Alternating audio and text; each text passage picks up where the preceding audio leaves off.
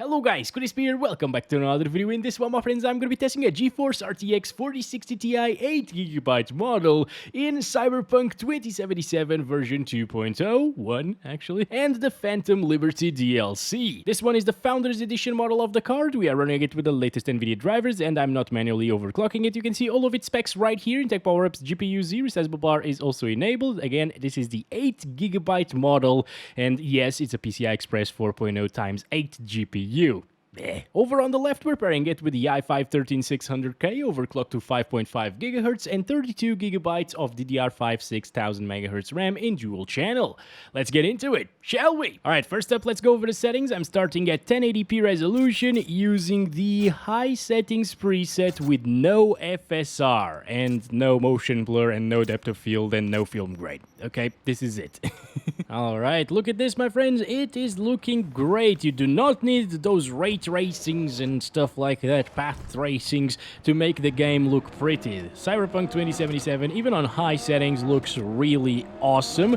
And here in the Dogtown part of the map, which is, again, one of the most intensive areas in the entire game at the moment, it looks really pretty. It's very detailed, guys, and during the daytime, it really shines. It's also slightly more intensive during daytime than it is during nighttime. And as you can see, in terms of FPS, the 4060 Ti doesn't really have a problem at 1080p high settings, and I did not expect it to have a problem at these settings, obviously, because this GPU is very close in performance to the RTX 3070, which I also tested here in this area, and yeah, it's providing a very similar experience after all. Also, we're seeing a few frame time spikes every now and again. That's normal. Some of them are actually autosaves, which is a bit annoying actually, and others are just there because they're there. You can easily get rid of them if you lock the FPS, but I'm not gonna do it because this is a benchmark video. Now, we're here. We need to kill Bob and his friends. What the hell is happening? Was it because I was, like, below this thing? No? Okay. That was super weird. Alright, anyway. This is Bob's friend number 1. Goodbye, Bob's friend. Bob's friend number 2, which is always floating right there, yes. And goodbye, Bob. See you next time, my friend.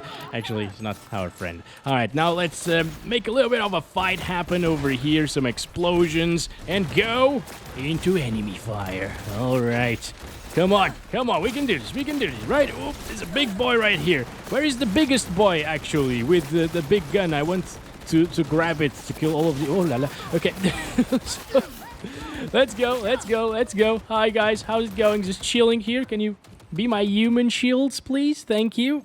Also, that TAA around her head is looking pretty bad with a lot of noise. This is where DLSS comes in clutch, my friends, because it actually gets rid of most of the noise here. And here we have it. Quality DLSS with 50% sharpness looks very good, as you can see. If I stand still so YouTube compression doesn't ruin everything, you can see it looks basically the same as native 1080p resolution, but this time we get way higher FPS. Whoa, look at that, 140s, 150s as well. Of course, driving around things get way more intensive. That little spike there in the frame time was just the autosave again. It's really annoying, actually. I will try to disable the autosaving mechanic here, because that can ruin the experience sometimes, especially if you're roaming around city with a car like this. So sorry, Jesus.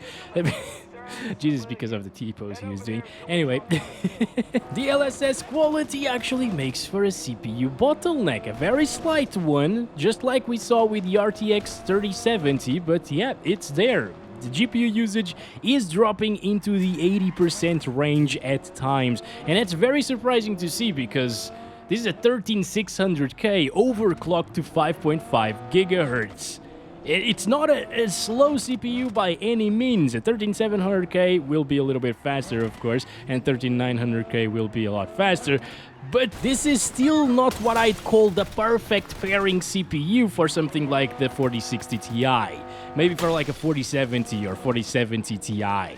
Anyway, this is still giving us higher FPS on average and on the 1% lows, I guess. Goodbye. I'm so sorry. It's a waste of a person. Yes. It still looks good though. I'm just gonna kill all of these guys once again. Goodbye, Bob's friends. Shut it. Okay, there we go. And goodbye, Bob. What do you have over there? That is not the way you handle that. See? Bob is evil. Nobody handles their meal like that.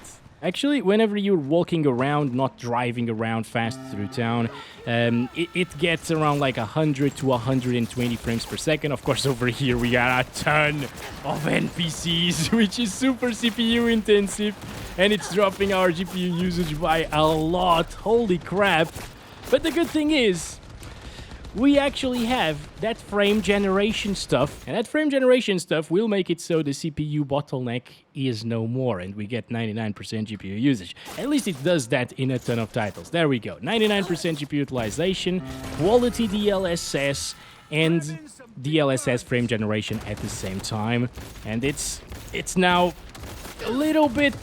I can't really tell with these FPS. It should be a little bit more input laggy. We do have Nvidia Reflex enabled, which of course lowers input lag by a little bit. If we didn't have that enabled by default, it would feel terrible. But here with 160-ish frames per second, you can't really tell that the input lag is a little bit higher than it was before, guys. It's really, really good, actually. So yeah, I really love the frame generation stuff, but it also consumes a little bit more VRAM at the same time, and they only put 8 GB of it in this GPU in particular. So maybe with higher settings, we will see some stuttering issues because of VRAM being maxed out. Now let's disable frame generation and let's disable DLSS as well and play at 1440p. And, ooh, no way it gets 30s. It's still applying. It must be applying. Okay, there we go.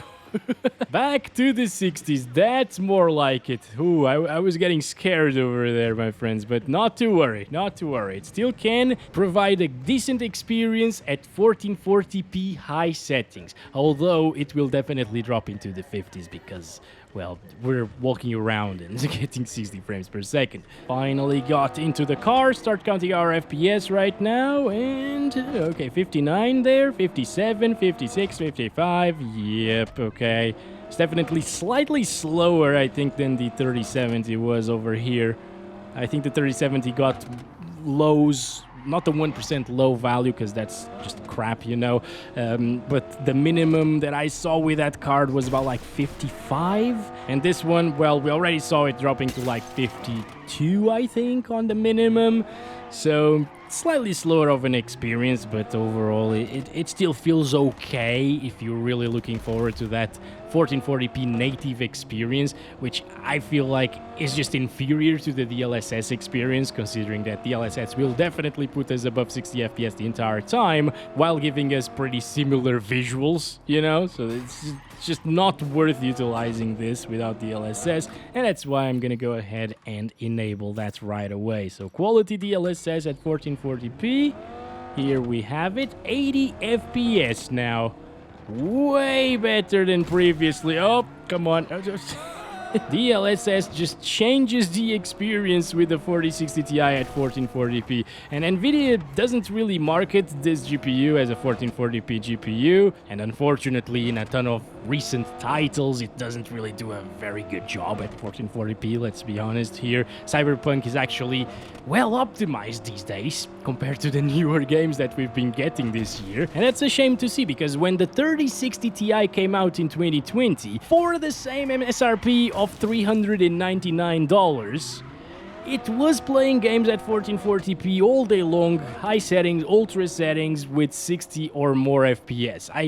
I reviewed that card back in 2020. It was an amazing deal, and it was providing amazing experiences at 1440p res, especially with the DLSS enabled. You could achieve like 100 FPS, 120 frames per second while retaining really good visuals still. And that's the huge issue with the 4060 Ti. It's just a little bit faster than the 3060 Ti. It costs the same. It came out almost 3 years after the 3060 Ti. Yeah, it consumes less power and it has frame generation, but it also has 8 gigabytes of VRAM. It's just not a worthy GPU of the price, at least. And I really, really hope that we start seeing these GPUs dropping in price by a lot, because $400 for this is just not worth it these days. Anyways, let's cause more mayhem around here. Okay, a little bit of a stutter there, by the way. And it shouldn't really be CPU bound at all at this point, obviously, because it's 1440p resolution. We're getting much lower FPS, and we're GPU bound.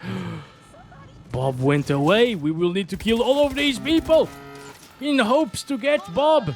I guess I did very bad things this time around. We didn't get Bob. There is basically nobody here.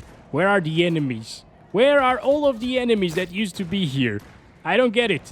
It's not more intensive to stand around here and killing a bunch of people than it is to drive around, so we've already seen worst case scenario. Once again, we got that DLSS frame generation, quality DLSS at the same time on the 40 series, and okay, now I'm starting to notice that little bit of a slowdown in input delay, which is not huge by any means, but yeah, I could definitely feel that it was a little bit more responsive at 80-something FPS without frame generation than it is at 110 to 120 FPS with frame generation. Okay. Oh boy, no, come on, get out, stop doing this. Thank you very much. Okay, so now the enemies showed up there again for some reason. They went away for a second. The thing that I'm noticing the most here with frame generation enabled, aside from the way higher FPS, of course, is the frame time graph is way more stable. Now, if you want a completely stable frame time graph, as I'm sure I said already in this video, or maybe it was in the previous one, I don't know, but you can lock your FPS to the minimum FPS that you see, or like 60 frames per second, whatever, and achieve a completely flat, it's just gonna be a line, very smooth experience on the frame time graph. But yeah, I can still feel and appreciate the flatter frame time right there. Let's stop it there, guys. That's it for 1440p, and let's try it at 4K resolution. Here we go, 3840 by 2160, high settings preset. Yeah, at 4K resolution, guys, it is definitely noticeably slower than the RTX 3070. I can tell you that. VRAM is also maxed out here, but thankfully Cyberpunk doesn't start stuttering like crazy whenever you run out of VRAM like some other recent titles do. But the 3070 dropped to like 29 FPS on the lowest, maybe like 28 or 27 on the absolute lowest, and it wasn't really happening that often. This one is consistently dropping into the high 20s, and it already dropped into the mid 20s. And when we're talking about 27 FPS versus 30 FPS, it's only 3 FPS, but it's 10% difference, and it's actually very noticeable in terms of smoothness. So where I could actually play around here and shoot people, shoot Bob, kill enemies, and aim at them with a 3070 with these exact same settings, I cannot do it with a 4060 Ti. Maybe it's the 128-bit memory buzz at work right here compared to the 256 on the 3070, just hurting this card's performance like crazy. But yeah, the fact of the matter is it performs much worse than the other cards did at 4K. Let's enable DLSS on quality. It smooths things out a little bit, but it still gets like 40-ish frames per second. Are they shooting at me already? I didn't do anything. Hello? Alright, I don't know what I'm doing here. We should definitely kill Bob, but only if I have more FPS. I don't want to start a fight with less than 60 FPS. And, well, with quality DLSS, you're not gonna get 60 FPS, okay? With the 3070, we actually needed to drop it down to performance DLSS for it to achieve 60 plus all of the time at 4K resolution. And here it's getting 60s, so that means that whenever we start that big fight, and whenever we start driving around especially, it is gonna drop, guys. That's a big shame to see. Thankfully, we still have that frame generation stuff. Okay, so there's still hope for the little 4060 Ti in this game with DLSS performance and with frame generation to achieve a smooth experience all of the time. And I mean, this isn't bad by any means, it's just underwhelming again because Nvidia promised I think, 3070 performance, and in some titles, it does surpass the 3070 by a little bit, but in others, and more often than not, it actually loses to the 3070 sometimes. And even the 3060 Ti, there are a couple of occasions at certain resolutions and settings where the 4060 Ti can be slower than the 3060 Ti. Right, I'm gonna stop it there though. And I really want to see this with frame generation enabled at the same time as performance DLSS. By the way, the auto setting right here at 4K resolution is actually performance. And okay, frame time graph is definitely a little bit better than it was before in terms of stability, I guess. But the FPS didn't go up at 4K. I was expecting a great experience here with like 90 FPS or so.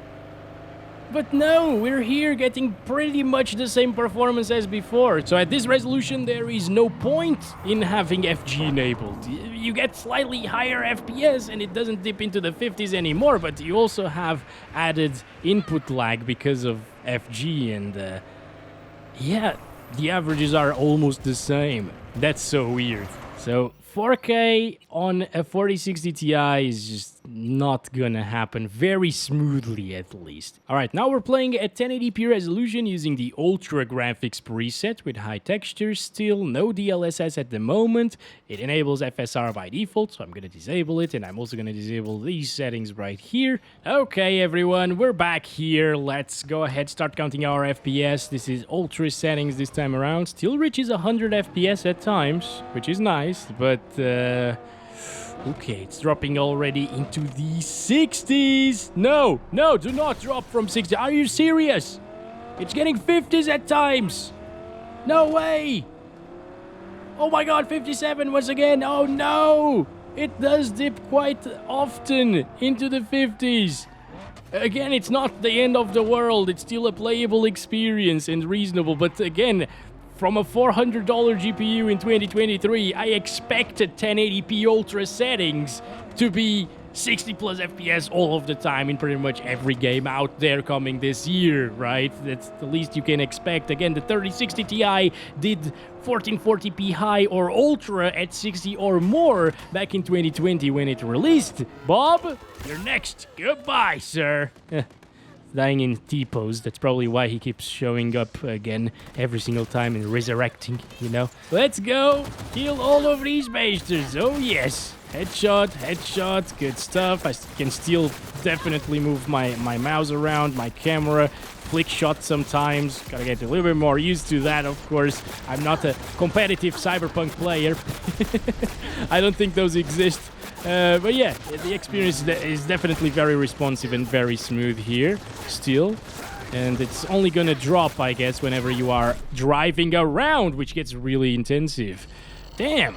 Let's enable DLSS now at 1080p, not FSR, DLSS, there we go. On quality, frame generation is still turned off. It also looks almost the same as native resolution, maybe a little bit better because of the noise reduction from DLSS, a little bit of a stutter there, that's normal, I guess.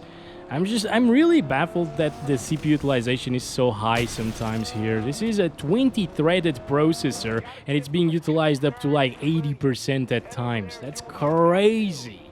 I can't imagine how like an i7 4770K would do in this game, even heavily overclocked. Wink, wink. That's gonna be coming soon, my friends. I'm really, sad right now. I was going to say that I'm really looking forward to that, but then I saw the ghosting on the back of the car, and it's terrible. Like, over here it's not as noticeable, but on the other road it was absolutely atrocious, guys. Anyway, that's really minor, and this puts us well above 60 FPS the entire time. Even the 1% lows, which are usually lower than the minimums that we see here, are at 62. So if you want that really buttery smooth 1080p experience, this is it. Now let's try it with frame generation enabled, and alright, it's just slightly softer of an image, but it's still a high refresh rate one, like previously, my friends. I guess we lost about like 20 frames per second on average, maybe a little bit more than that compared to high settings, but I mean, this is Ultra. Most things are a little bit improved here, like the shadows, ambient occlusion, the textures are exactly the same, of course, that didn't really improve, but yeah, the lighting as well. You can notice, if you see things side by side, that Ultra is a little bit better than High.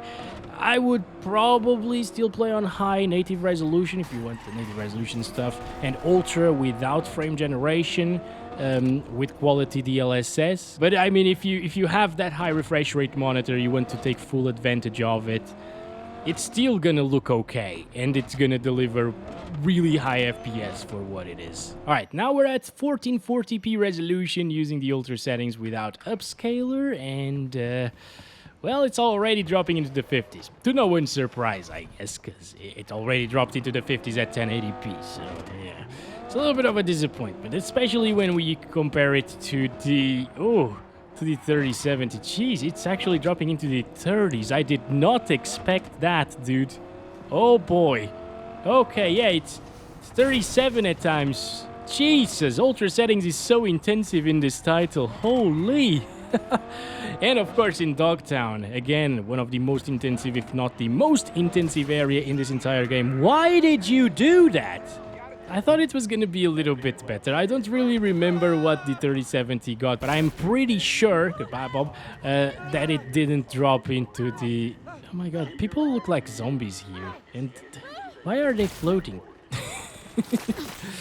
I'm pretty sure that it didn't drop into the 30s. I am actually almost sure that the 3070 didn't drop from 50 frames per second. But yeah, that was definitely not that enjoyable, guys. Yeah, and I'm not sure if the DLSS on quality will save it. You know what? I think it's getting around the same FPS as the 3070, but the other GPU was at native resolution, and this one is using quality DLSS. It's not the end of the world. Once again, it's playable for a lot of people, and given that the target resolution for this card is 1080p, well, it's doing a decent job at 1440. I just expected better. Like, seriously, you'd think a 4060 Ti would be faster, just by names, okay? Would be faster than a 3070 and possibly come close or match 3070 Ti levels of performance one generation later, right? But no. Oh boy, I haven't really tested this GPU a lot in the channel because I just feel like it's not really worth considering for a lot of people, you know? Anyway, let's enable the selling point of this GPU, frame generation, which at the same time will make us run out of VRAM, I think, at this res, maybe. Yeah, I don't know, keep an eye out for that, and the RAM usage as well.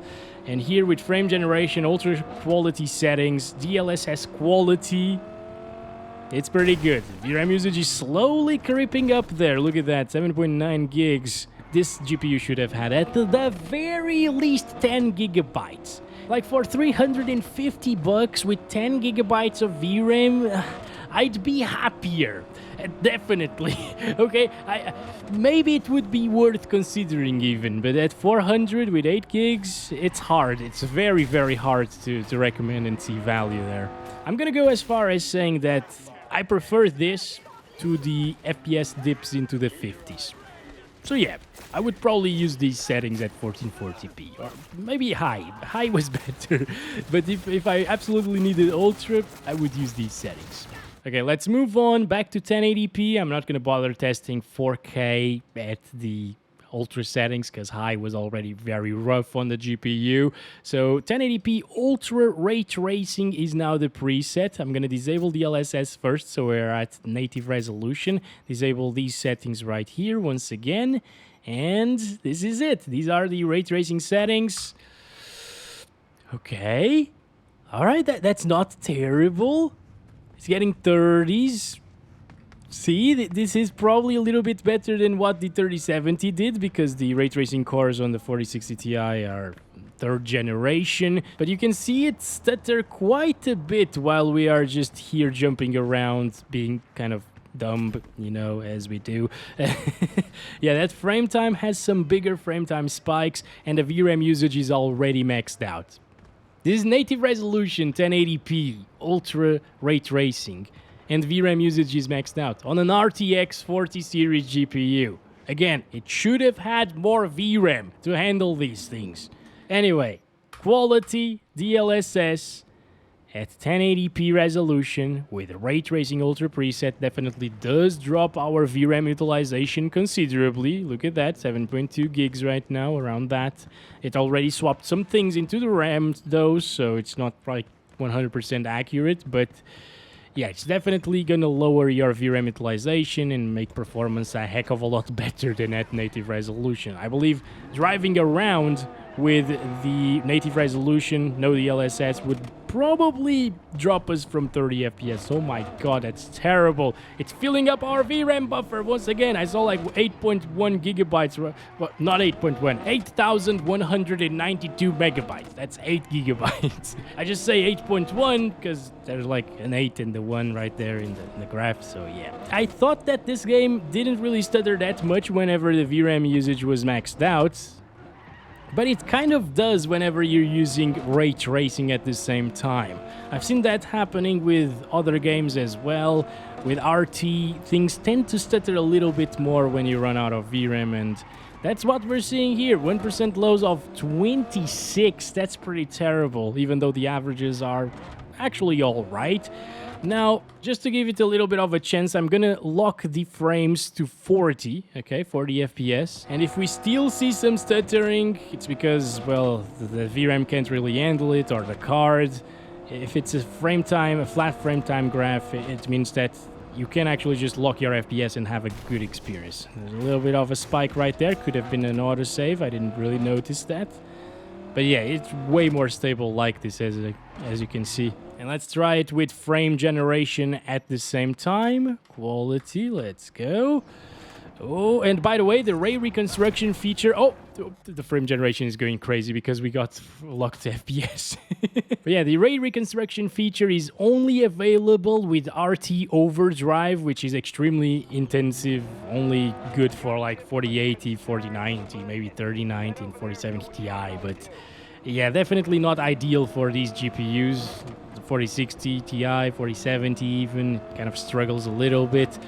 So yeah, it's kind of redundant. I really wish to see the ray reconstruction feature added to the ray tracing ultra preset as well. That would have been amazing, you know? But yeah, please Nvidia, make that happen, because it would really shine for these GPUs as well as the 30 series. It would be great. Now, frame time graph is still not amazing, it still stutters a little bit. RAM utilization is at 16 gigabytes at the moment, almost. It's dropping a little bit right now, but yeah, it definitely filled up quite a bit there, as did the VRAM. It definitely feels a lot better, even with the added input lag, which will be super noticeable when you're shooting people. But I would still prefer this over getting the 50-ish FPS that we were getting previously, I guess. So there's that. It stays above 60 FPS all of the time, but I mean, even with all of these fancy technologies and ray tracings and frame boosters and AI-generated frames, upscalers, whatever, it's not enough to provide a smooth experience with this GPU, which is very unfortunate. Oh boy, I just restarted the game, guys, to reset the VRAM and RAM utilizations, you know, and we're playing at 1080p with the Ray Tracing Overdrive preset, but without DLSS at the moment. I'm also going to disable these over here, okay? And this is, of course, path tracing. It's super intensive. It's way less intensive on the 4060 Ti than it was on the 3070 though. So again, those third generation ray tracing cores are at work at the moment, and they do make a difference whenever you're running ray tracing compared to the 30 series. But still, the 8 gigabytes don't really provide us with a smooth experience, so it kind of sucks. And it's dropping into the teens here, which is completely terrible and unplayable. Well, let's enable quality DLSS, see if we can at least get 30 FPS with this GPU. Apparently we can, not for long though. As soon as you start driving, it tends to drop a little bit. Not by a lot, but yeah, it does drop. And it looks pretty good here with the ray reconstruction enabled as well. That kind of saves the ray tracing quality here when utilizing DLSS at the same time, because it can get really soft and blurry whenever you don't have ray reconstruction enabled. But again, you're only allowed to use this feature on Overdrive. Please just bring it down to the Ray Tracing Ultra preset as well, or other ray tracing presets as well. Now, can we actually get a decent experience with frame generation and ray reconstruction and DLSS quality? Oh my god. Oh my god, the input lag. Once you get lower than 60 frames per second, the input lag is just insane. It's not good whatsoever. And also, yes, I know that I could put the input lag numbers on screen so you could see them with GeForce Experience, but I don't have that installed. I usually only install the drivers, not GeForce Experience. And to be honest, it doesn't really tell you much. Just by feel, it just doesn't feel right. Lastly, I'm just gonna set it to performance here with ray reconstruction enabled. As you can see, it kind of starts looking like an oil painting right here. It's a little bit rough on the edges for sure. You can see a ton of artifacts on the image, but we can get up to 60 frames per second-ish, and it's not doing a bad job whatsoever in terms of quality, given that the internal resolution at this point is 540p, and we got frame generation on top of that, and we got ray reconstruction as well, which is the thing that's causing the oil painting effect. But hey, it still looks a little bit better than just upscaling from 540p without using ray reconstruction. So that's been it for this one, my friends. Thank you very much for watching this video. Don't forget to like and subscribe if you haven't already. Let me know what you thought of the performance of the 4060 Ti. Is it terrible? Is it great? It should have performed better in my opinion, or at the very least had more VRAM. Catch you in the next one. Love you all. Bye-bye.